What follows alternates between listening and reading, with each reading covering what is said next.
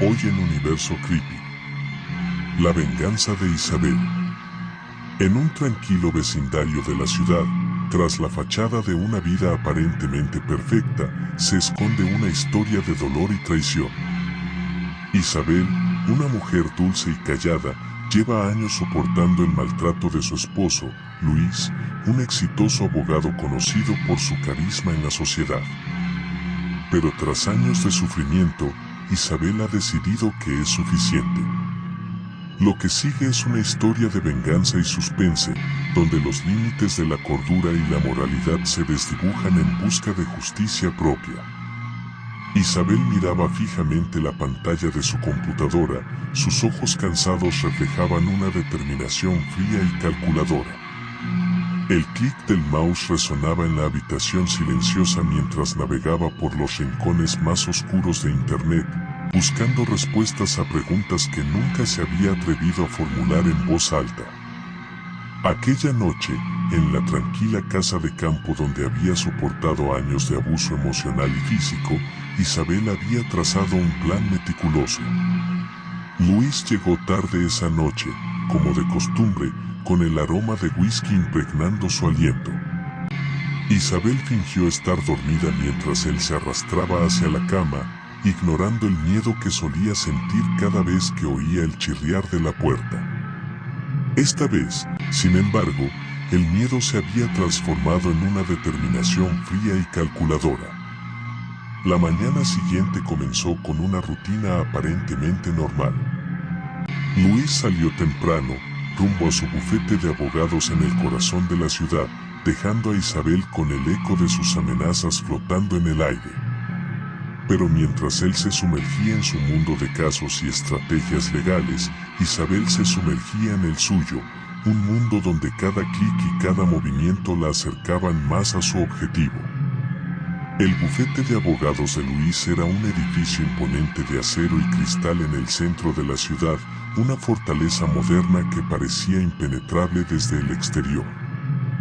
Isabel había pasado muchas veces frente a sus puertas, sintiendo el peso de la opresión y el dominio que Luis ejercía sobre ella. Pero hoy era diferente. Hoy, Isabel era la arquitecta de su propia justicia. Con habilidades que había aprendido en las sombras de la red, Isabel había obtenido acceso a información confidencial, documentos financieros que revelaban la corrupción encubierta de su esposo. Luis era conocido por su reputación intachable en el mundo legal, pero Isabel sabía lo que realmente se escondía detrás de su máscara de virtud. Ahora tenía las pruebas para exponerlo, para desgarrar esa fachada y mostrar al mundo la verdadera cara de Luis. Las semanas pasaron con una precisión casi quirúrgica. Isabel actuaba con una determinación silenciosa, aprovechando cada oportunidad para acumular más pruebas, más información comprometedora. Mientras tanto, Luis seguía ajeno a la tormenta que se cernía sobre él, perdido en su arrogancia y en sus asuntos ilícitos. Pero la tormenta estaba por estallar. El día llegó cuando Isabel decidió actuar. Con la calma de un ejecutor que ha esperado demasiado tiempo su momento, Isabel envió los documentos reveladores a los organismos adecuados, a los medios de comunicación y a los colegas de Luis. Las acusaciones de corrupción y fraude resonaron como truenos en el cielo claro de la reputación intachable de Luis. La caída de Luis fue rápida y devastadora. Los titulares de los periódicos no tardaron en estampar su nombre en letras negras y gruesas. Los rostros de sorpresa y disgusto en la comunidad legal eran palpables. Isabel, desde la sombra de su pequeño apartamento, observaba con satisfacción cómo el hombre que una vez la hizo temblar ahora se tambaleaba bajo el peso de su propia destrucción.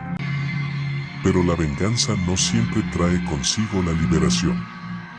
Con cada paso de su plan cumplido, Isabel encontraba que su alma seguía enredada en la telaraña de dolor y traición que Luis había tejido a su alrededor.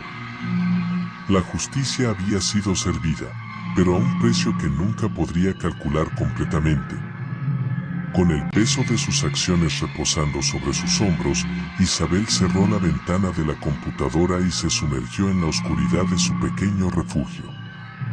El silencio era ensordecedor y la sensación de vacío la envolvía como una sombra persistente.